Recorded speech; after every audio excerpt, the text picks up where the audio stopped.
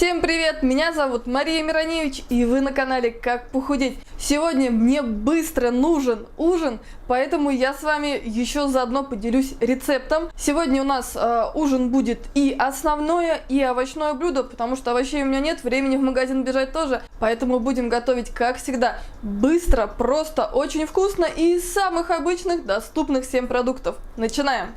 У меня 2 куриных грудки общим весом 400 граммов. Нарезаю ее вот такими кубиками.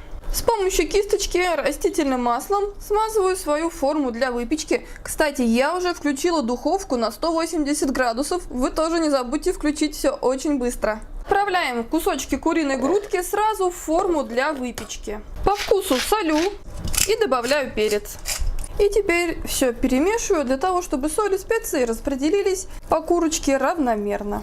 Здесь у меня 400 грамм замороженных овощей. Это цветная капуста, молодая стручковая фасоль и зелененький горошек. Все это тоже равномерно или не очень равномерно распределяем. Овощи я тоже немного присаливаю для того, чтобы они не были пресными, и немного перчика. 150 граммов твердого сыра натираю на крупной терке. У меня сыр Эдам. Посыпаю овощи и курочку щедро сыром, который я натерла на крупной терке. 4 яйца немного присаливаю. Добавляю 250 мл молока. Молоко у меня 3% жирности. И просто перемешиваю с помощью венчика. Заливаем яично-молочной смесью курицу и овощи. И теперь ставим наш ужин, наш будущий ужин, в разогретую до 180 градусов духовку на 50 минут или на час. Все зависит от вашей духовки. Так что увидимся с вами через час для того, чтобы посмотреть, какая вкуснятина получилась. Просто посмотрите, какая румяная запеканка у нас получилась. Прошло чуть больше часа, она немного остыла, и она просто просится на тарелочку, так что давайте скорее отрежем кусочек. Запеканка получается очень нежная, очень сочная, так что курочка по такому рецепту не будет сухой, а будет очень сочный, и еще ужин получается сытный, с большим количеством овощей и белка. Посмотрите, какая она получилась красивая.